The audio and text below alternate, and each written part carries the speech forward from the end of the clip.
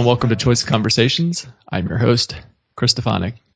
Today, I welcome back to the show from Complete Liberty, the Complete Liberty podcast, the author of Complete Liberty and Complete Liberty Inside Out, Wes Bertrand. Welcome back. Hey, Chris. Thanks for having me on again. My pleasure. It's just been a few weeks since we did our last show, and I really liked the last couple shows you've done, especially Jeffrey Tucker, the discussion there, and I think we're going to touch on some of those things today. And the conversation you had with those other guys about nonviolent communication, I think that was a masterful job of explaining that process, that methodology to those folks that were just learning it. Wow. Well, thank you. Thank you. You're too kind. The show that Wes is referring to, it's one of the recent ones on nonviolent communication and mind control. You'll see it is, of course, mind control, though, isn't it? Right. I'm controlling your mind as we speak right now. Can you feel it? Right. Right. So, but that was with Walter Hendrick from UCY.tv and the radio show he's got going there. But yeah, that was an interesting experience calling in and fielding questions from multiple callers and the like. Yeah, I mean, those guys, some of the guys were kind of skeptical. One of the guys seemed to be really versed in it, like he'd been studying it. Right. But yeah, overall, I think you pretty much sold them on the process because it really is just building empathetic bridges and connecting to people's feelings and needs in a way that is win-win, you know. And so the thought that it's somehow mind control kind of says a lot about where folks are in this process, because we've been, deluged with a lot of nonsense through our education process from being little people on up to adults, right? Yeah. And so when we've been fed a bunch of malarkey, when we come across something new that's supposed to enrich people's lives, maybe there's some skepticism of it initially. Right, right. So speaking of being fed a bunch of malarkey. Can you buy malarkey at the store, by the way? I don't think it's available anymore. But it's in abundance on the internet for free. Yeah, I think it comes at a pretty low cost because of the law of supply and demand and the excess supply that we currently have. Yes. So Stefan Molyneux, host of Free Domain Radio. He's somebody who's been on my show multiple times. I've listened to probably thousands of his podcasts and read several of his books, and is somebody who I personally have learned a ton from and have gotten a lot of value. Recently, you and I have been having some discussions about him, and you told me about a letter that you wrote him, an email that you sent to him and the head of operations at Free Domain Radio, Mike DeMarco. Mm-hmm. So why don't you tell us a little bit about that?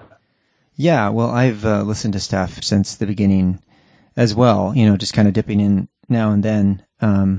I communicated with him early on, like in 2006, I think it was, when I was just doing some research for Complete Liberty, and he was starting his podcast, and I noticed that we kind of had similar intellectual backgrounds in terms of the objectivist bent. And I think that he had spent a number of years as a, orthodox objectivist, meaning a minarchist, advocate of limited or laissez-faire government. Laissez-faire capitalism is what Ayn Rand called it, which is a territorial monopoly that's supposed to protect your rights. And there's no taxation under that system, but it raises an interesting question about the free rider idea. What about people that don't pay? Do they get justice services? I guess they just go without, basically. That's kind of Ayn Rand's view, because you couldn't conceive of competing, quote, governments, which is really contradictory, isn't it? Because the government is a legalized monopoly of coercion. So I departed from that orthodoxy just a couple months after reading Atlas Shrugged over 20 years ago. And so I didn't really struggle with the whole minarchist thing for very long.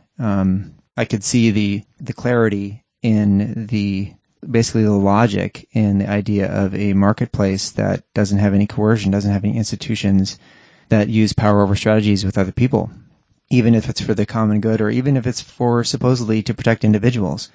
So I think when Stef started his podcast, it was kind of like thinking out loud as he's driving his car and taking walks and stuff about the nature of this meme called government that we're all sort of immersed in from day one, And a lot of people found a lot of enriching things from those thinking out loud talks that he was doing, and he came to more and more clear understandings of it all and offered all kinds of interesting arguments. One is the against me argument about using force. If you advocate some sort of governmental program, are you willing to use force against me personally? Kind of get it into the personal realm. Sure. And of course, tying it to the family system. This is the place where we first experience the power over strategies. We're told to do something or else. There's really high incidence of spanking in American culture, i.e.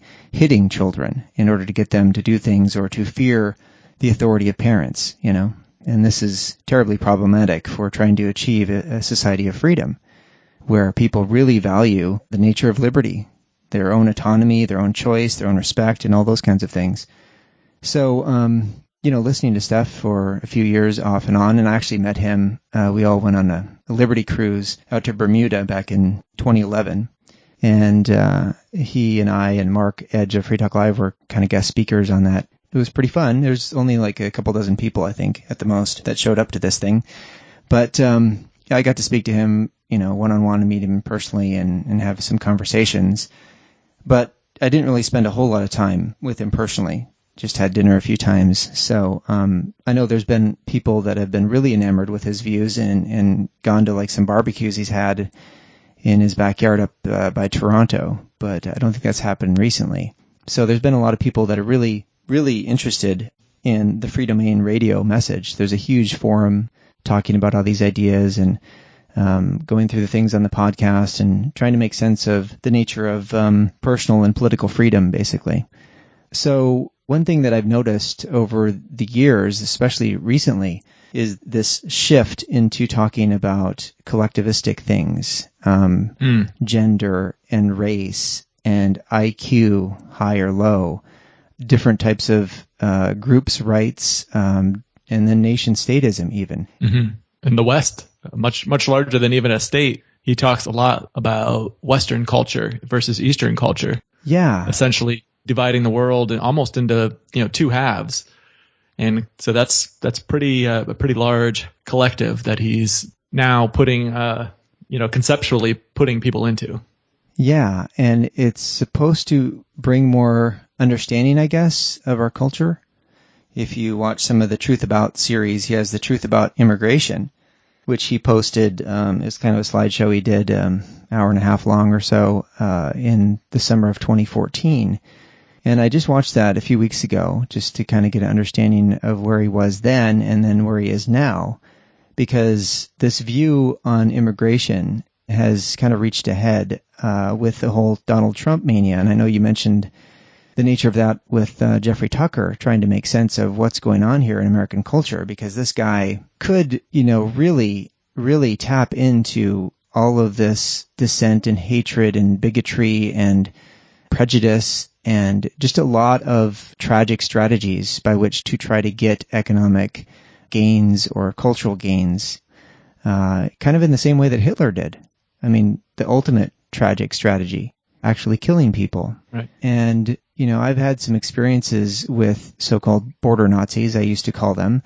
But, NVC helps us understand that labeling is disabling. So if we want to convince people that are either on the fringes of liberty topics or are actually working in the belly of the beast, it's most helpful to meet them where their current perspective is, rather than just trying to shock them out of their tragic strategies. But nonetheless, there are people by the thousands that are getting paid to guard so-called borders on the north and south part of America, North America, United States to be exact. This legal fiction that we have, this is all part and parcel of the government. So as voluntarists, you and I believe that there ought not be any borders in the governmental sense, in any kind of like power over strategy to rope people into a nation state. So in a free society, there would just be property owners, and they would have their own rules about who goes on their property or doesn't, and there'd probably be highways and byways just like we have today, but they would be much more efficient and effective at allowing people to move from one place to another and to engage in win-win mutual contracts, consenting activities between and among consenting adults and children, I mean, this is the nature of freedom, to be able to do what you want without harming other people's capacity to do what they want, not infringing on people's rights and property. But I think that this issue of immigration really brings out in bold relief the collectivism that's endemic in our culture. And it really shows how discontent people are with the status quo. But unfortunately, the remedy that they're using is really harmful to many people, and not just so-called illegal immigrants or people that want to immigrate or emigrate, but also people that just want to go across the border, And so as I read these couple emails, I sent one email on September 4th, and this went to operations@freedomainradio.com. And then I sent a follow-up a few weeks later just to make sure that they got the information to begin with, as well as relay some more stuff that happened. So I'd like to read both of these to give you kind of a context as to where I'm sitting with what they're saying over at Free Domain Radio about all these things, which I totally disagree with in many profound ways. Yeah, please read the emails for me and the listeners. Yeah, so I titled this email Ominous Parallels. And I wrote, "Hello, Michael, and by extension, Stefan," because I no longer have Stefan's email address. I used to, but he changed that, and I was uncontacted on Skype, so I couldn't continue our thread there that I had reached out to him in the past on, and he responded as well. We had some communication there on Skype. Matter of fact, I was with Brett in a couple roundtable discussions in the past, a few years ago, one of which was basically explaining the methodology of nonviolent communication. So that's somewhere in the thousands of episodes that he's posted, and it was an interesting discussion in and of itself. But nonetheless, like two other people that I know that tried to beseech Stefan to see the helpfulness of nonviolent communication, he did not really gravitate to it. He did not like it, essentially, because as a moral philosopher, you really can't integrate compassionate communication as a consistent universal process. Because as a moral philosopher, which he claims to be, and Ayn Rand was probably the moral philosopher par excellence, she devised a new system of ethics based on rational self-interest. There's this pronouncement of good and bad and right and wrong and good and evil, basically trying to protect yourself through describing people as evil or as bad. And ostracism is usually advocated as a way to distance yourself and to protect yourself. So this obviously runs counter to what Marshall Rosenberg was trying to help people understand, is that, this kind of enemy imagery can create lots of conflict, perpetuate it, and lead to violence, lead to people killing each other.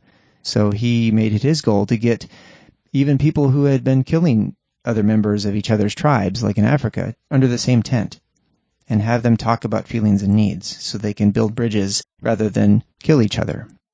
And I really appreciate Rosenberg's perspective on that, because he's spent a lot of years trying to heal the world. And it's a difficult process because of all the childhood trauma that people experience from the systems of domination that exist in our culture. And that's kind of what I address in my book, Complete Liberty Inside Out. So anyway, I wrote to Michael and wanted him to forward it to Stefan. I hope he did. I said, "I've appreciated the many helpful and insightful messages FDR has sent its listeners and viewers over the years. Thank you for all the time and effort you've expended to inspire individuals in so many enriching and enlightened ways. Though this is not a fan email, I hope you note the vital significance of it, so that your show is able to gain more respect from those who value truth. Basically, I'm writing to express my grave concerns about the ideas that have been promoted on your podcast, particularly in this episode, which is FDR 3052, Donald Trump's Immigration Plan, An Honest Conversation." And I guess we could put that in the show notes too, huh, Chris? Yeah, I was thinking about actually just copy-pasting this entire letter into the show notes, if that's okay. Yeah, we could do that too. Make it an open letter, for sure. Yep. And then I wrote, "I realize that both of you believe in the efficacy and morality of free markets instead of tyranny, which in the past have been articulated extensively. So your advocacy of Trump's anti-immigration views and his overall anti-economic agenda, which Jeffrey Tucker covered with sufficient clarity here," that was this article that was posted, actually taken up by Newsweek. Of all the mainstream rags, Newsweek actually ran an anarchist's article about Trump as an ideology of fascism. But anyway, these anti-immigration views and overall anti-economic agenda runs noticeably discordant from the earlier views. This particular topic of policing statist, quote, borders really hits home with me, despite not being an, quote, illegal person. one must be privy to the anatomy of slave speak. And that's an article that I went through on my podcast quite a few times by Frederick Mann. He used to have a site called Build Freedom. But it's really important about these words that we use about illegal and borders. I mean, this is part of the slave speak that we've been taught, that we kind of take as second nature. In 2009, I was detained with threat of being gunned down by the so-called U.S. Border Patrol for about 6 hours with my Indonesian friend, Siska, who had a student visa, just not with her at the time since we were going to photograph wildflowers. And this was out in the desert by Ocotillo, California. So we were north of the border of Mexico. We weren't actually at the border. Anyway, her sister was ordered to drive for hours to deliver her paperwork to us in the desert of Ocotillo, California on her behalf. The papers her sister brought were insufficient for our captors, however. Had it not been for a bureaucratic paperwork glitch, she would have been deported that day through no fault of her own. And she was going to school there in just north of San Diego, you know. I mean, just imagine that. Not even able to grab your belongings. I had another friend, Johan, who got deported when he tried to cross back into America. He was an accountant up in Los Angeles, and his paperwork said he was a so-called citizen of South Africa. Yet he made the error of saying he was an American when they asked him where he's from.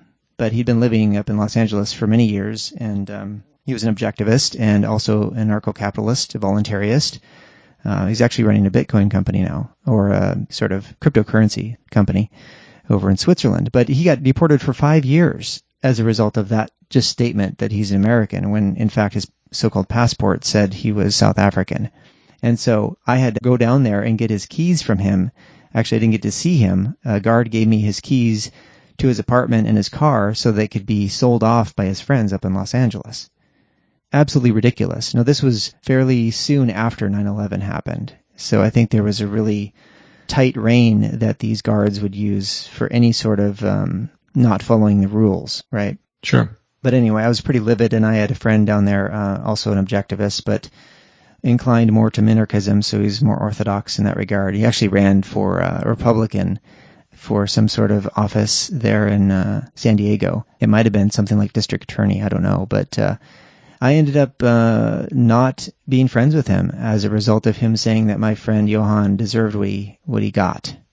What was alive in him at the time, and I didn't have much familiarity with NBC, but I'm guessing that he was pretty fearful about the potential of people that don't obey the orders from the guards, because pretty soon you're going to have all kinds of chaos, right, if people don't follow orders. And I think the Republicans are somewhat notorious for following orders or wanting people to have a law and order society, right?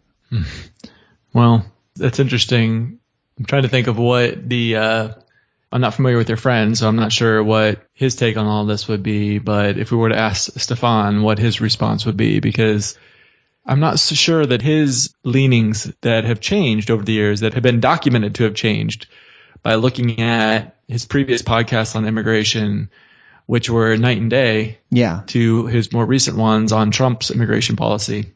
We're going to get into that, of course. Right. But, the Democrats have their own orders and laws that they want people to obey as well. I mean, a lot of them are for the drug war, for instance, which is kind of strange given, the liberal ideology. It's almost as if their guy is in power in government, then they're willing to sacrifice various principles of the liberal perspective, Right. Yeah. It seems more like Stef, and I guess we'll get into his arguments as to why he's an advocate for Trump's policies, but it's more of one of the culture that the immigrants are coming from, of them not being part of the quote unquote freedom club and all that entails. And so that they are then coming into the country, changing the population, and thus changing the government as well as they increase the number of people that would vote liberal and the like. So Yeah, that's a line of thought that leads to all kinds of tragic strategies. Sure. Because you've now stepped into the quagmire called collectivism. Right. And individuals don't matter when that's going on. And I think they've offered caveats, and we need to address this right off the bat, that, we're anarchists, as they say on their show, and so we neither confirm nor deny the efficacy of these policies that they're talking about, the Trump immigration plan. which included building a physical wall at the border. All right. So anyway, I'll get into that a little bit later here. So she would have been deported that day had it not happened to be this glitch. This guy that was working there apparently didn't want to deal with all the paperwork or couldn't find the right paperwork, and so he just let her go. And I was outside in the parking lot, and I was waiting there just to see what was going to happen, and she comes walking out after like a half an hour. So, yeah, quite a troubling kidnapping incident. Anyway, it might come as a surprise to you that we weren't crossing any statist borders at the time. The jackboots in Southern California were running a checkpoint approximately 12 miles inside the arbitrary statist line in the sand, still present here on Google Maps, a street view. You can see the checkpoint they have. They basically stop everyone on the highway and ask about their citizenship. And I recounted this in an episode of Complete Liberty Podcast, episode 63, Freedom to Travel, Reside, and Work Without Government, where property rights are respected. And, I did a total of 212, I think, Complete Liberty Podcast episodes, not counting the last audiobook. 221, I think, total. And this was back in the day before 126. I wasn't using the compassionate communication process. So there's part in this, if you listen to this show, I'm pretty pissed off, and I'm passionate about, trying to achieve a free society where people are not aggressing against each other, where they're not using their power, this arbitrary power given to them by a costume and a label called border guard to actually annihilate people if they don't do exactly what they're told, if they try to even defend their property, So there's a part in the show where I say, because we were in the right and they are in the wrong. So if you look at it from a moralistic perspective, if someone is aggressing against someone else who is innocent of any other aggression against anyone, like they're not, trying to intervene in a previous aggression, if they're just trying to defend themselves, then the person who's using the aggression, who's initiating the force, is violating the rights of that individual.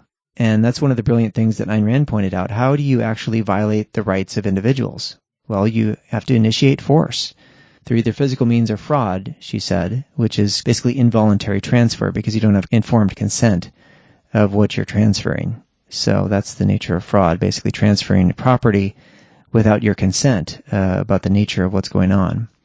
But it all can be categorized as an initiation of force, and this is what we as libertarians, as advocates of a voluntary world, really want to have people integrate as a principle in their lives.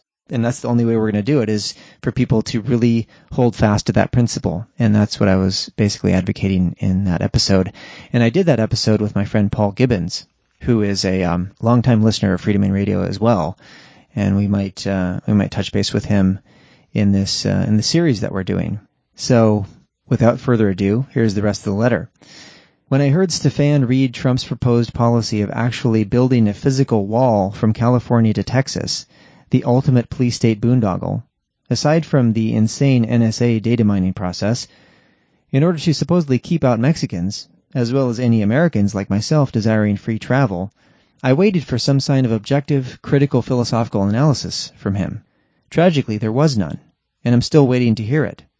Instead, I heard various economic fallacies about, quote, illegals harming the economy for, quote, citizens, amidst the domestic ills of welfare statism. I encourage you to process your fears and concerns with the principles of voluntarism, honoring individuals and markets, strictly disavowing governmental methods, as well as more evidence.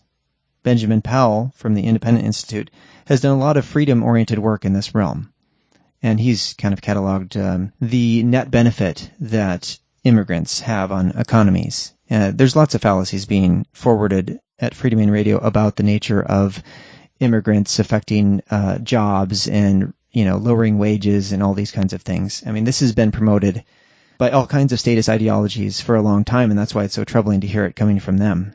Anyway, I wrote, I'm puzzled about why you did not explicitly note the massive contradictions and intolerable harm involved in playing politics, too, i.e. granting any legitimacy to the enforcement of statist, quote, laws, since no one has any right to such a rights-violating process, which includes actually running for office. These offices are invalid. They're illegitimate. They are not based on any kind of principle of respect for individuals. Not to explicitly and consistently denounce statist policies, i.e. aggression, is not to be philosophical. It's a massive contradiction to say that, in the absence of free market, we need to engage in the coercive political means. Such pragmatism only perpetuates rights violations. The really odd thing is that I suspect you know that a paradigm shift in the philosophy of a society cannot happen with more advocacy of the political status quo, collectivistic, in-group, out-group, tax-fed, law-enforcing, welfare status thinking. As you know, many of the podcasters in the Liberty community viewed your initiation of the DMCA takedown process on YouTube as being pro-IP, and thus a major departure from your previously voluntarist moorings. I disagreed with that position too, because it violated property rights, as well as Stefan's previously stated beliefs against IP. Yet the gravity of your recent choice to promote the totalitarian fascist agendas of Trump overshadows this, as does endorsing the costly coercive strategies of the spurious, quote, Freedom Club, via the collectivistic abstraction of, quote, Western civilization. Yeah, if that isn't a package deal, I don't know what is. I mean, as voluntarists, we need to deconstruct this slave speak stuff. Western civilization contains a lot of great enriching stuff and a lot of really harmful stuff, including statism and including religion. You know, the orthodox religions that have kind of gone hand in glove with the state to keep people subdued and not recognizing their own self-esteem. Right. Anyway, this strikes me as eerily similar to the intellectual inception of Nazi Germany. Definitely no joke. Trump's views are the epitome of populism, nationalism, and mob mentality, based on contradictions, fear, distrust, and aggression.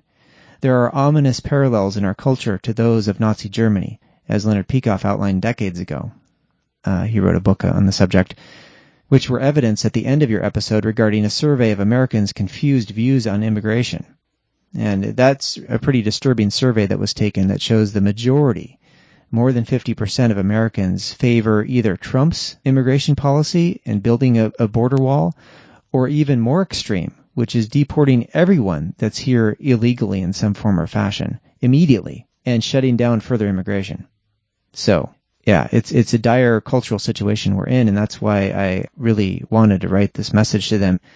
Anyway, I looked on the web to see some different articles about the intellectual sort of underpinnings of the rise of Hitler, and I found some articles there. I linked to it. One of the quotes was, their theses were often focused on racial and biological studies within populations, particularly where German minorities lived. The controversial borders that were drawn after 1919 in countries like Poland and Czechoslovakia rankled many of them, unquote. And then there was a Slate article, I think about a book that was written, quote, Hitler, the suitable ruffian, could never have done it on his own. He could never have done it with all his party. He needed a climate of belief, the belief that Weimar was a problem requiring a solution. Having solved it, he was free to answer his version of the Jewish question, the question that the intellectuals had fooled with on paper. Only the madmen among them had ever thought it needed to be answered with fire. But the sane ones had helped open the door for the avenger that the madmen had dreamed of, unquote. And then on Wikipedia there's a list of Nazi ideologues, philosophers, and sociologists. Very instructive. Please let me know if you want to discuss these matters either in public or private. Understanding and promoting the principles of true freedom mean a great deal in an age of philosophical confusion and psychological unawareness. Thank you for your time and consideration. And I said, P.S. I have a lengthy list of notes I've taken over the last year concerning various other ideas conveyed by FDR, because they diverge from logic and sound evidence in places, so clarification is needed. The issue above takes precedence for now, however. And I didn't receive a reply from that. So a few weeks later, and I actually had corresponded with Michael in the past. He sent me an email when I sent Stef a message on Skype. So I have a hunch that Mike is handling all the business correspondence stuff at FDR, and I'm not quite sure if Stef read this email. Sure. But so I sent a follow-up, and I had another incident at the border that I want to relate to. So I wrote, Hi again, Michael. It's been nearly 3 weeks since I sent the email below to you, and I've gotten no reply. Am I correct in assuming that you and Stefan do not want to have a conversation about this disturbing and confusing trend in FDR's message these days? I want you to know that there is still the possibility to reverse course, make amends, and engage in restorative justice with your listeners who seek philosophical rigor and objectivity. As I see it, this is the only way you can regain credibility as a philosophy show, which I'd like to see you do. If you believe that I've somehow misinterpreted your present views, then let's have a discussion about it, again, in private or on your call-in show. A few days after I sent this first email, I was waylaid by armed enforcers of the so-called U.S. border while driving back from Ottawa, visiting some dear voluntarist friends there. After asking a litany of intrusive questions, which is basically their MO, what's your criminal background? You ever been convicted? You been thrown in jail? What are you doing? Where are you going? Who are these people? What do they do for a living? All these kinds of things they ask you at these border crossings, right, which are absolutely the most ridiculous double standard in the world. If you were to find these people without their costumes on, like in the grocery store, and started asking them those questions, it would be absolutely absurd and abusive. But when they put a costume on and they have a border to enforce, it somehow is so important that they're willing to kill you if you just ignore them. After asking a litany of intrusive questions, which seems to be their primary tax-fed, quote, job, they demanded that I stay in their building while they proceeded to search every nook and cranny of my vehicle, including all my personal possessions, which took the better part of an hour. I was also personally searched. They found some pistol ammunition that I had. I knew they'd find it because it was under the seat and in the glove box, but I didn't have any weapons with me. So, nonetheless, they thought, well, maybe he's got a pistol on him. We didn't check him. So they came back in. The guy had a terrorized look on his face. And he told me to spread them and to put my pockets inside out and this kind of stuff. But yeah, it's more just like with policing. They're trying to protect themselves first and foremost. They don't care about the rights of individuals. They're not trained in that process. Sure. It was a complete violation of property rights. And when I conveyed this simple truth to them, among other liberty-oriented statements, they of course provided rationalizations in place of valid arguments. The mainstay of humans who are trying to downplay the significance of massive contradictions. If I had defended my person and property from their aggressive actions, I would have been murdered. This is the nature of, quote, border enforcement. Individuals are harassed, suffer, and even die as a consequence.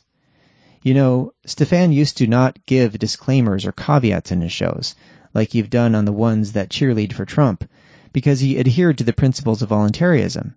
Here's an example from over 8 years ago of the person who the liberty community admired when he recognized the profound significance of the individual based on reason, volition, and life-giving values, rather than the collective based on spurious notions of race, genes, quote, ethnicity, etc. And this is episode 619, Immigration and Empathy. In the MP3 file, he misspelled immigration in the subject there, so it was immigration. And I don't think that can be linked to the change in their perspective that, 8 years ago he's talking about immigration and now he's talking about immigration. I think it's more than just a typo, Oh, wait, Steph, wait. We thought he was talking about immigration. Here's immigration. Oh, okay. It's all good now. Yeah, it's a totally different deal. Exactly. I've CC'd my friend Chris in this correspondence because I plan on reading my email below that I sent you and Stefan, who also apparently uncontacted me on Skype, as well as sharing related thoughts on his Choice Conversations podcast. Here we are, when we record in about a week. We will also post Stef's Immigration Empathy episode in order to show the stark contrast between promoting sound principles, and this was really a passionate show he did. I agreed with everything he said. Oh yeah, it was great. It was just spot on, really, Stef bringing his A game, essentially. Yep. And then deviating from them in these recent shows. So I said, if you take it off your server, I can put it on my podcast feed, since these ideas matter so much. Individuals matter so much. And I didn't hear back from that either.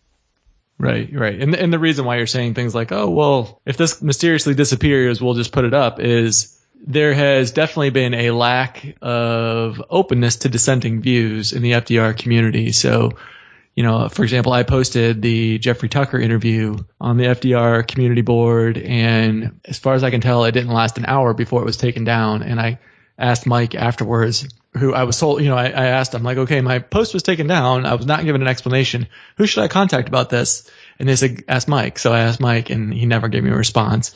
Mm-hmm. And there's been, numerous accounts of people that I know, that who, whenever they dissent from Stef's views, that they are banned from the community or the posts are taken down and the like. So now I do believe in freedom of association, and if they want to on their board not allow me to post there or whatever, that, I mean, that's fine. Mm-hmm. It's an interesting thing to note that they don't seem to value dissenting opinions. I think it is important to note that, but it's not immoral. They're not violating my rights. Just like if I go into a sandwich shop and they don't want to sell me a sandwich and don't even have a reason for why they don't want to sell me that sandwich, they're not violating my rights. They're just not engaging in trade with me. So that's morally, it's totally fine, but I thought it was important to note that. Yeah, and it wasn't just a dissenting opinion. It was a really enlightened conversation about something that's really important today in American political philosophy. Because again, this is a very disturbing trend in America, and the way that Trump is, sort of rallying the troops, saying it as meetings.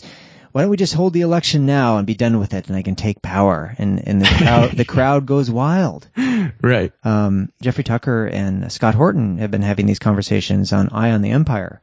Highly encourage everyone to check out those shows. But I think they noted that one of the statements he made that gets the biggest applause is regarding nuclear weapons. Like, let's make nuclear weapons mean something again. Something like that, like revamp the whole nuclear arsenal so that we can wield our threats of coercion and power, more magnificently. Terrifying. Oh my God. Yeah. It's just really the darkest elements of our culture about fascism. Jeffrey is spot on talking about this, and make it a point to bring it to people's awareness because, on the right, people, like Stef is using this rhetoric, the Freedom Club, which is Western civilization, including European countries, but they've been soaking in a brine of socialism and communism, even America. I mean, we've basically swallowed hook, line, and sinker 8 of the 10 planks of the Communist Manifesto. I mean, I note that in the first chapter of Complete Liberty. Right. So to say that these folks are about freedom, like these nation states are about freedom and due process, that's all just public relations. Like that's how they hook people into this process of thinking that they're free. Right. Most Americans believe that they're free as they, get tears in their eyes and look at the flag and the rocket's red glare and stuff. And I really address this time and time again on Complete Liberty Podcast to show that we've been sold a bunch of goods here that are really, really sour, really rotten. Don't fall for the rhetoric. Just look at people's actions. And the American so-called justice system is actually an unjust system. It has like 25% of the world's prisoners, even though we're only like 5% of the world's population. So the people that are running this corrections system, as they call it, are at the top of the list of putting people in cages. And this punishment paradigm is so prevalent, and this is what fascism is all about, forcing people to do things or else. Right. Yeah. If the politicians changed their rhetoric to match their actions, there would be a revolt in about 30 seconds because people would absolutely flip out over that. And, actions, of course, speak louder than words. So I really don't care what it is you're saying to me if, your actions are counter to that. So, yeah.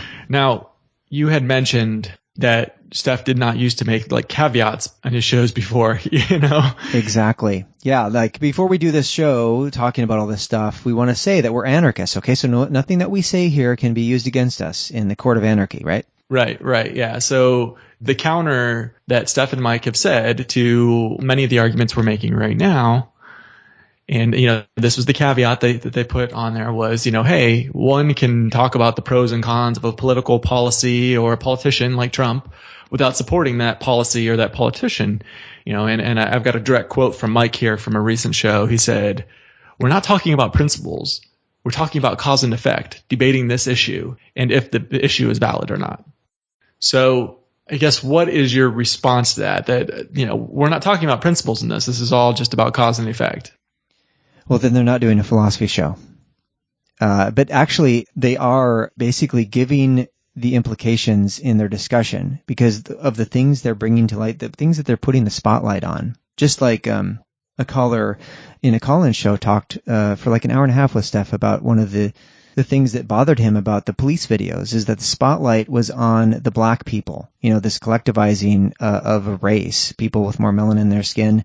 I mean, the real issue is the subculture. Violent subcultures can exist throughout the world, and they can be accentuated through a domination system like the police force has done with the so-called black community. I mean, I never talked about black and white and all that racial stuff on my show because it's definition by non-essentials. And I don't want to create an atmosphere where people are focusing on non-essential issues about human beings.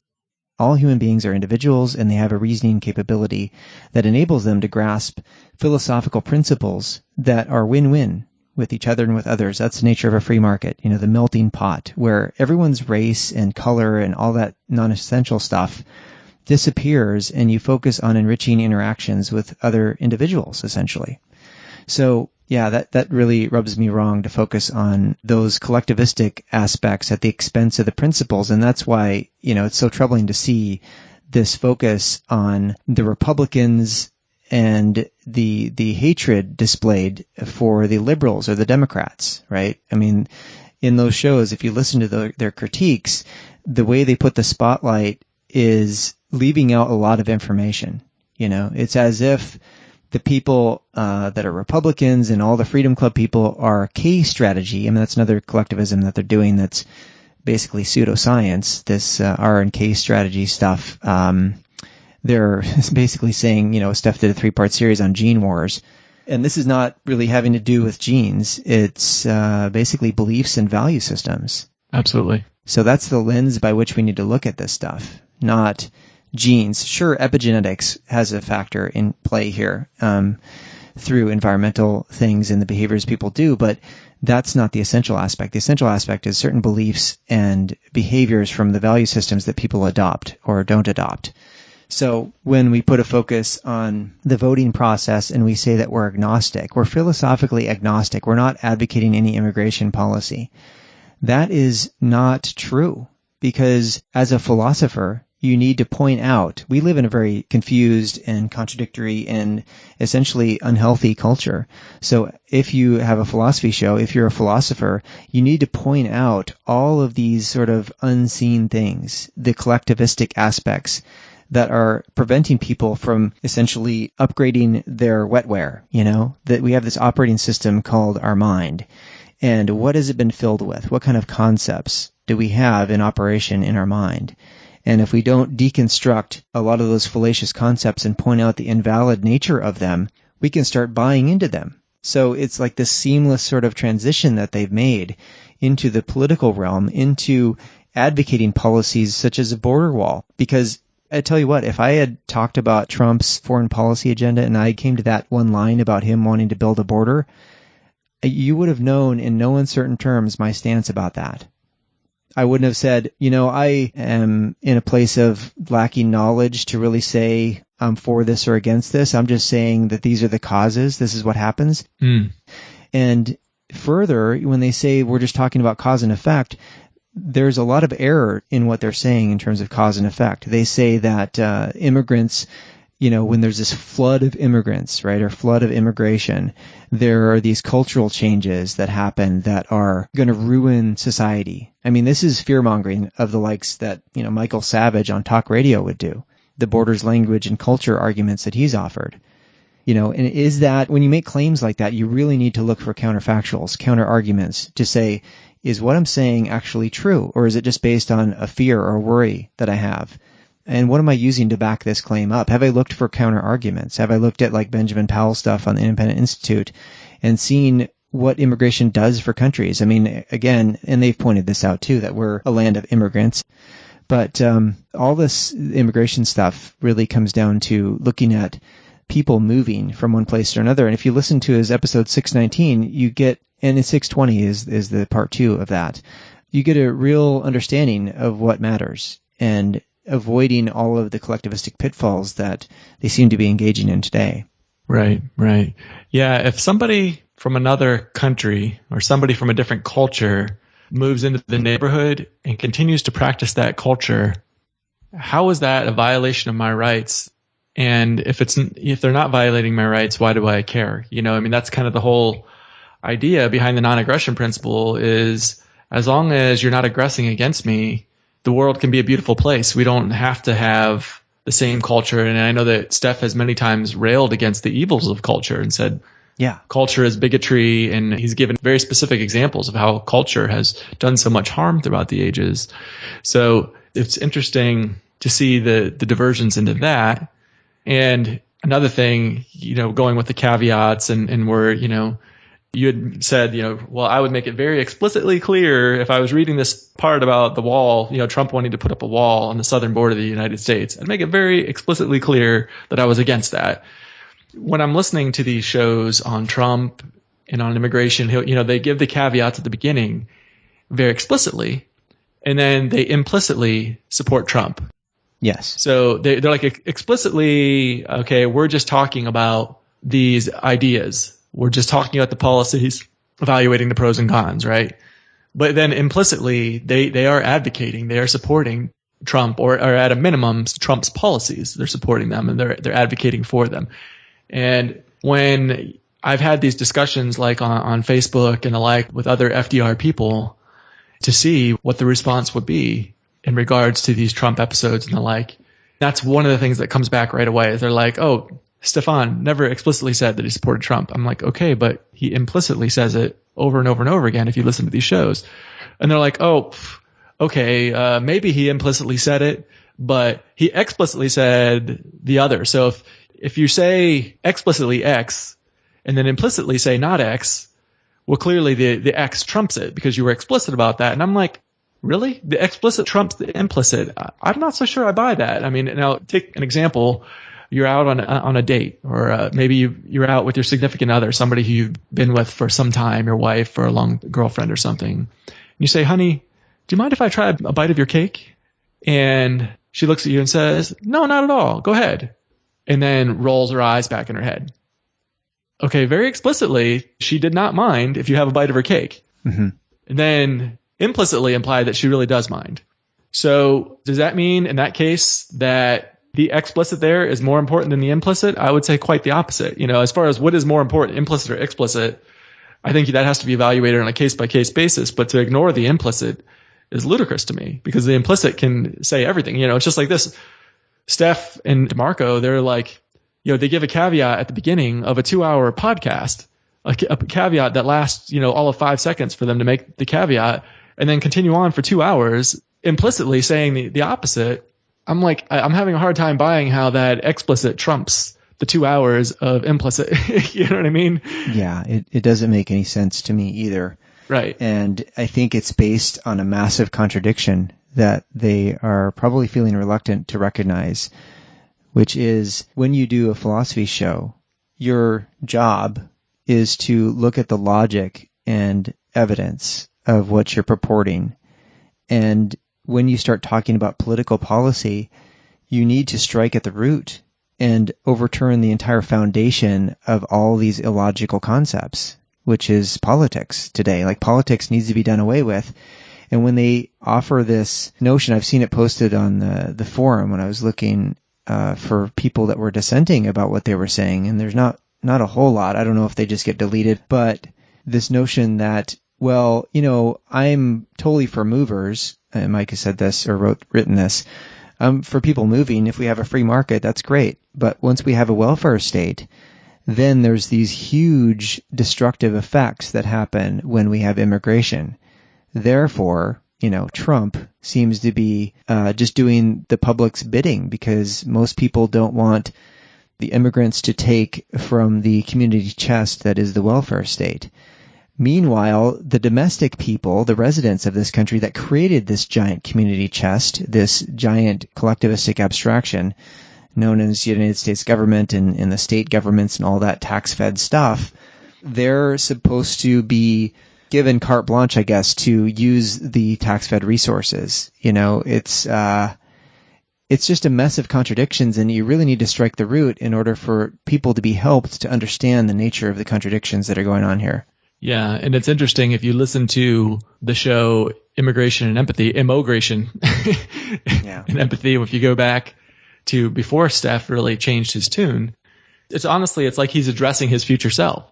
So he says things like, if you don't like immigration because there's welfare, then the problem is there's welfare. He goes, look for the gun in the room. Where's the gun in the room? There's a gun in the room pointed at you, extracting your money to give to the welfare bureaucrats, ostensibly. Like 90% of the money that's extracted goes to the welfare bureaucrats. Maybe 10% of it makes it to the lower income people. Okay, so point out the gun in the room. It's not that these immigrants are coming in. That's not the problem. The problem is there's a gun in the room. If you don't like immigrants using welfare, get rid of welfare. And he goes through like several key points that are ones that, that Stef now is saying, okay, this is why, I'm advocating for Trump. He already addressed these years ago. So he knew the counters to these. Yeah. It's not like he's not known what the counters to these arguments are. He was making them years ago. And he's really has switched his opinion, or he's switched his beliefs, I should say. And we could speculate as to why that is, what's changed, because this is one of the things that his followers have said is they're like, well, Stef's changed his opinion, but, it's only reasonable to update your opinion over time as you gather more evidence and learn better arguments, holding on to these previous views, despite the new evidence that's not rational or empirical. Okay, that's right. But what has changed that you would now see that, the problem isn't welfare. We don't need to point at the gun anymore. The problem now is that we don't have a wall. Yeah. And I'm wondering, we could speculate about this, but one of the things that ties in nicely, quote unquote, nicely, to the things that Stef has been talking about, and you've mentioned it a few times now, is his Gene War series and this R versus K. And to try to be brief, we'll cover this really quickly because I think it's really important, but we could probably dedicate a whole show to it. So the basic premise behind this, the Gene War series, is that political leanings, be you liberal or conservative, is genetic. And mating strategies. Right. Yeah. And the mating strategies, these are genetic. So you're really at war. He's saying we are at war. Maybe not at our conscious mind, we're not at war, but subconsciously the drives for reproduction, we're at war with these other people at the gene level. Like wolves and rabbits. That's the metaphor. Right. So, and it's, the conservatives are the K's and the liberals are the R's, and first of all, it's important to note that, like you had mentioned, this is just pseudoscience. The evidence behind this is just so questionable that genes are what influence your political leanings. Certainly not in my experience. I can relay a quick anecdote, which is that before I became philosophically awakened, I was a liberal because it was in my interest to be a liberal. So you were able to single-handedly change your own genome? Yeah. Holy crap, man. Yeah. But surprisingly, Wes, it was not gene therapy that switched me. Uh-huh. So I was a liberal. And this was because I perceived the laws, the welfare and the like, as benefiting me based on my position. It was all based on benefits. And then when I got to the point where I was now welfare and the like was a negative to me, I'm like making a good paycheck and I'm paying out a lot of money and not getting any of the benefits, I switched to being a Republican. I'm like, oh, well, the Republicans, they'll help to protect me, protect my wallet. That was my perceived thing at the time, that I was voting in my own interest. So it had nothing to do with genes. And I think this is, largely what most people do is they vote for whatever they view as being in their own interest. And no matter who you vote for, government always wins. Right, exactly. And the ties to this actually being to your genes, the evidence supporting it is circumstantial at best and very, very, very sketchy. It sounds convincing when you listen to the series. Yeah, you really need to suspend your skepticism and critical thinking as you listen, like part 3, the last show they did about that. I mean, we could do a series deconstructing practically every other statement that is made in that show as containing some sort of fallacy and lack of evidence and, selection bias. All right, so Stef will say things like, he'll go on and on describing the difference between the R's and K's and things like, R's are for welfare, K's are against welfare, and the like. And if you just substitute out R's for liberals and K's for conservatives, the things he's saying are largely accurate generalizations, as far as generalizations go. In general, the category, the collective that we call conservatives have this belief. The collective that we label as liberals in general have these beliefs. But anything tying those beliefs to your biology, it's like, okay, where's the evidence to that? If you just look at, if you start getting more fine grained there, what kind of welfare are conservatives or Republicans typically in favor of? Well, it's the military industrial complex. Right. It's the police state, the surveillance state, the NSA. I mean, all these kinds of things. I mean, the lion's share of the Republican Party is in favor of massive, much more welfare than the liberals for the poor people, right? Right. Yeah, but going back to the ours versus K's thing, if you look at the strategy, the way, it's a descriptive thing more so than anything of different mating strategies in the animal kingdom. And you could see it clearly with like frogs and stuff being R's and rabbits being R's, and wolves and lions being K's and the like. Mm-hmm. I mean, if you look at it from that perspective, what it was originally meant for, it's so clear that the entire human species, even liberals, are clearly K's. It's the human race is K to the core. It's, as far as that description goes for the biological kingdom, that's the category we fall into. Yeah, it's a tenuous metaphor at best, and it can be used really selectively. And the most disturbing aspect about this perspective is that it can give rise to enemy images, and that can give rise to conflict, and that can give rise to violence. Right. So if we start looking at people as rabbits versus wolves, like they're going to overrun us, all these idiot rabbits, they're going to be, totally a different species or subspecies of humans. And you get this flavor from the shows he's been doing about the immigration issues, whether it's, refugees going to Germany, promoting the idea that they need to build some sort of wall, or the one that, Trump is doing with the Mexicans.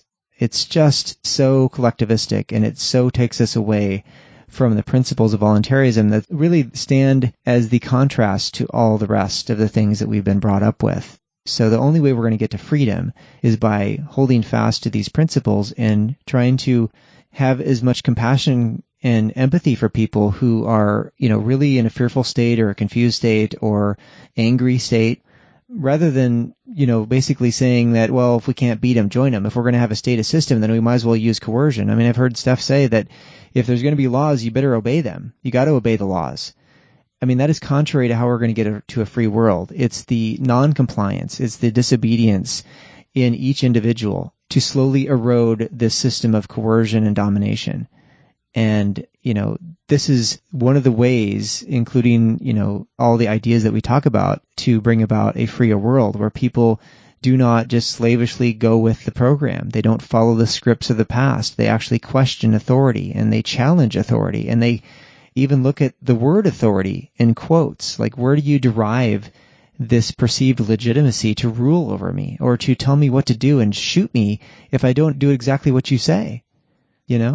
And just having that discussion, asking those questions, can get people thinking about the nature of what they're doing. Well, I derive it because my genes are superior to yours. Yes, we're trying to protect the Western civilization. So the question is, I would put to Stef, if he ever listens to this, or Mike, are you guys willing to use force against me when I decide to walk over this arbitrary line called the status border? Right. If you're not, then please do not advocate that other individuals do that or support the notion that they will do that in order to protect the sanctity of our so-called culture, which is, again, filled with memes of domination, statism, religion, schooling, the parenting process that Stef has focused on a whole lot. I mean, I really thank him for bringing to the fore this really important issue of protecting the rights and well-being of children, because that's how we get to a free world. He's noted that time and again.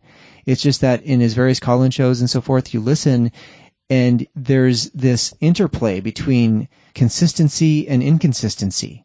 And it's really difficult to sort out fact from fiction. So a lot of people just kind of give him a pass about the inconsistent stuff, and they're fearful about bringing it up, fearful of the moral condemnation. I've heard him do shows where he's sort of condemned people for not donating. And, in the realm of podcasting, this is a labor of love. And I realize he's wanted to make it a full-time job, and he has, and he's probably made a pretty good living out of it.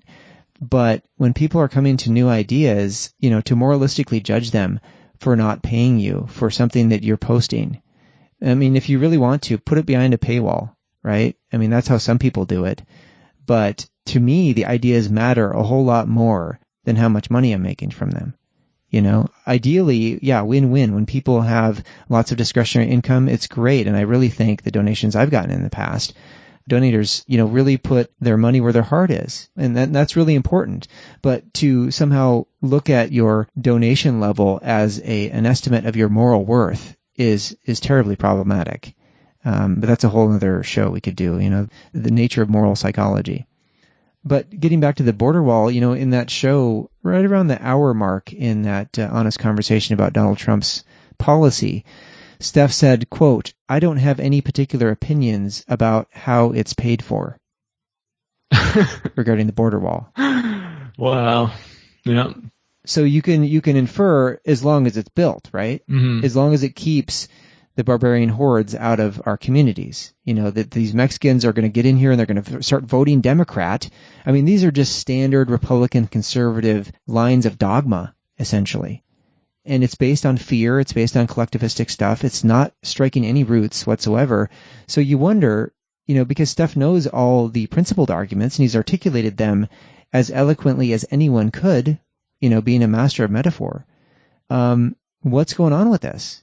It would seem that it's to gain popularity in terms of page views on YouTube or something, or clicks or views in some way, downloads.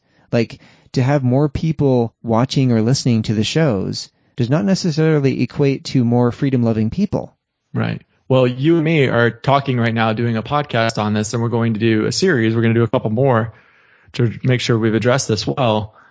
And it certainly seems like the flavor of some of the episodes of late, Trump being a hot topic, the Zimmerman and all of these different like racial topics being very hot. And I believe the Zimmerman one went viral, had millions of downloads, and he had stated somewhere, Stef had stated somewhere after that his views, even in the shows that he released that weren't related to Zimmerman, had doubled after that.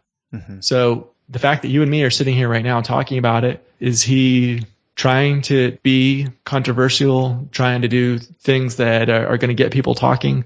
I don't know. It's interesting to speculate about it. I know that it's nice to have downloads as a podcaster. It's hard to not enjoy that when you look and you see your shows that you did a show and it was downloaded more than the other shows. And I'm sure for him, where he's also accepting donations, I'm sure that feels good when the donations go up and the like.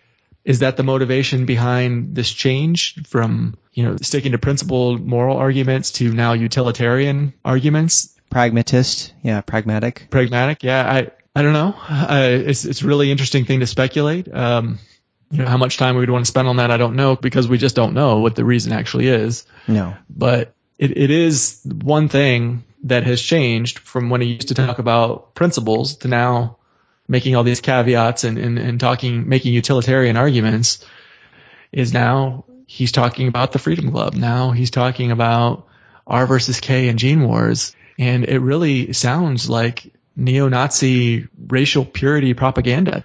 Yeah, it can totally feed into that. And Trump has, been endorsed by David Duke. Yeah. Various neo-Nazi groups. I mean, we're talking some really dire bedfellows. Yeah, the KKK. And yeah. He's even bringing up the phrase social contract. And then he adds whether we agree with it or not. But, the same thing with Trump's foreign policy, whether we agree with it or not. But he says a dictatorship doesn't have a social contract, in contrast to a democracy that we have today. So it's like, again, accepting the premise that we're going to have democracy, we're going to have tax-fed slaves, right? Where we're all in service to the common good, but by God, it's going to be our common good, not the Mexicans, not the immigrants. We're going to dictate who gets to come and go wherever they go.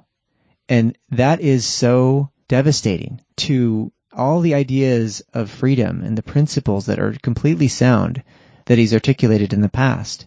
I mean, again, there needs to be some sort of justice and some amends made about this because it's terribly confusing and inconsistent. It doesn't meet the need for consistency.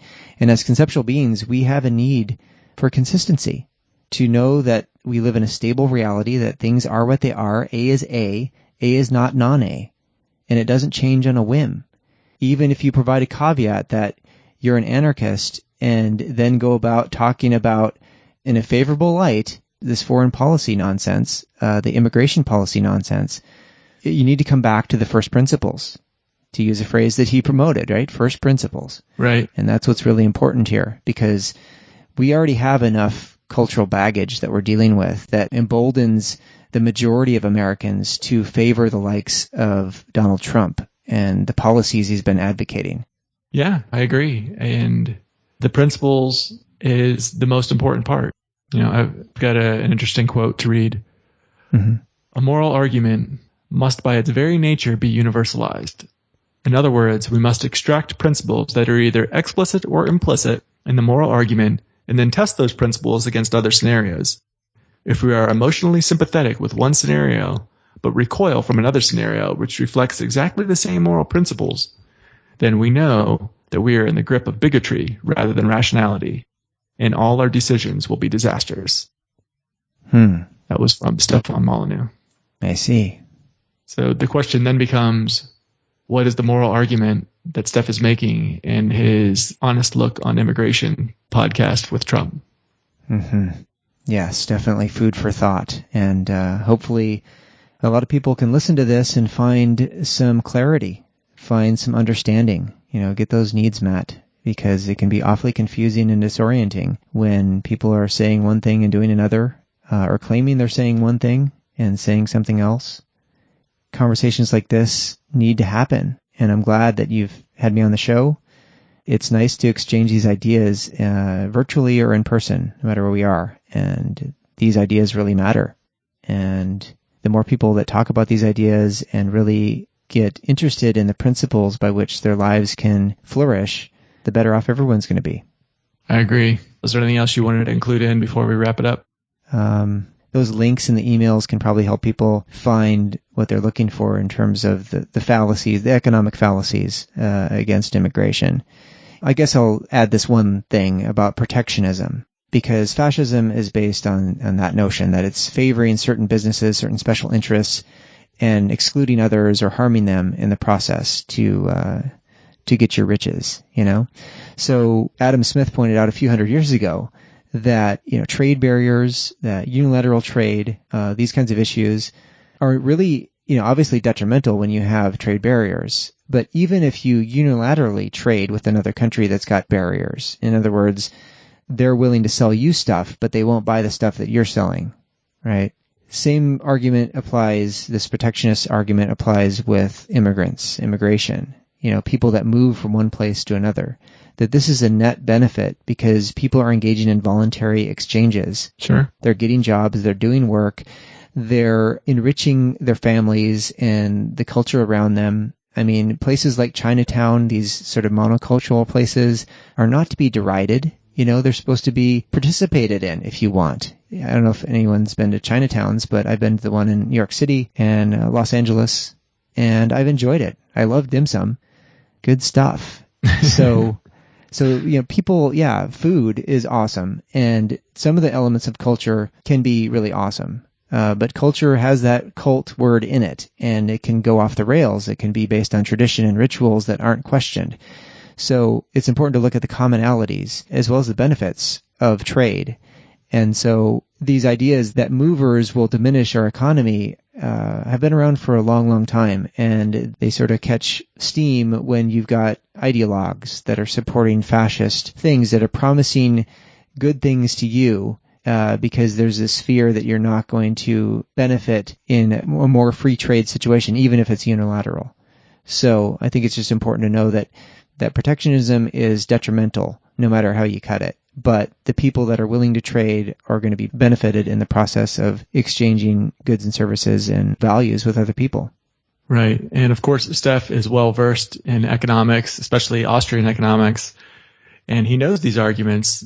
So that's why I speculate that I think the thing that's changed here is he now has this racial genetic R versus K thing that in his mind, to ignore that bit of evidence, to ignore the biological realities of the human race and these subspecies that we have, R versus K, would be illogical and would be very detrimental to ignore the biological realities of the situation here. And it also gives him a little bit of an argument to stop people that would dissent from it, because if you dissent from it, then you'd say, oh, well, what, you don't agree with biological reality? It's like, it's kind of like the people that use the science argument for climate change oh, well, if you don't agree with, climate change is man-made and all the like, then you don't agree with science. Yeah, the scientific consensus, which is by and large funded by the government and regulated that way too. Right. But you could be dismissed outright. So I think that's the change here, because he knows these arguments that even the utilitarian arguments that he's making are not right. They're not accurate. So it's really interesting, and let alone the fact that he shouldn't even be making utilitarian arguments. It should be going back to the moral arguments. That's what he said for years. He's railed against people for making utilitarian arguments. He said, freedoms will not be won by making utilitarian arguments, because people will always say, well, if you make this change, like say you repeal this law, then somebody is going to be hurt by that. Somebody's going to benefit and somebody's going to be hurt. So you're always going to have difficulties winning people over with the utilitarian argument, because there's going to be people that are hurt by it. So you don't want to look at it from the pragmatic standpoint, and you want to look at it and make your arguments as a moral philosopher, from the moral principles. And sadly, those days are no longer here for Free Domain Radio. Well, at the very least, they're hit and miss, They're selective. They're selective. And just because you say that something is a reality, like R versus K mating strategy, doesn't mean it is a reality in the way that you want it to be, or that you perceive it as. It's important to strive for objectivity in these matters, which means looking, again, for the counter evidence and asking geneticists about these issues, rather than some of the books that have been forwarded to support this theory. I mean, that biohistory.org, I think, was one website. Yeah, some tragic strategies to forward these ideas that don't have much scientific validity, but can be a useful metaphor to sway opinion and to embolden people with enemy images and fears, basically, about other people and groups harming them or taking their jobs or ruining their culture and these kinds of things. These are all derivative issues. To focus on culture and collectivistic things, again, takes us away from first principles, which, are the only things that are going to keep us directed towards healing and growing in this world that has all kinds of ideas that run contrary to reality. Right. All right, Wes. Well, thank you so much for coming on Choice Conversations again. You're very welcome. Always a good time. Enjoyed it. Why don't you tell the listeners the best way they can reach you? Basically, CompleteLiberty.com. That's the main website. I also have happinesscounseling.com, and I've got a huge resources page there. So if you want to work on upgrading the wetware and finding enrichment in these ideas, especially like nonviolent communication and this inner compassion process, I'm actually going to be recording a show with Kevin Geary about our inner critic, which we've discussed, and how we can overcome this, how we can transform it into something that's really on our side, really empathetic, in a way that we might not have gotten in our childhoods, in our upbringing, basically. So that kind of deviates from the moralistic judgment and instead focuses on needs-based judgment, seeing needs and meeting them, because life really happens in that interplay with needs and reality. So thanks much, Chris. Oh, fantastic. You're welcome. And I encourage everyone to check out Wes's book, Complete Liberty Inside Out. All right. Take care, Wes. Thanks. You too. Where can my baby be? Lord took her away from me. She's gone to heaven, so I got to be good, so I can see my baby before I leave this world. When I woke up, the rain was pouring down. There were people standing all around. Something wrong going from my eye. Somehow I found my baby that night. Lifted her head, she looked at me and said, hold me, darling, for a little while. Held her close, we kissed our last kiss. Found the love knew I would miss. Now she's gone, and even though I hold her tight, lost my love, my life that night. Where, oh where can my baby be? Lord took her away from me. She's gone to heaven, so I got to be good, I can see my baby before I leave this world.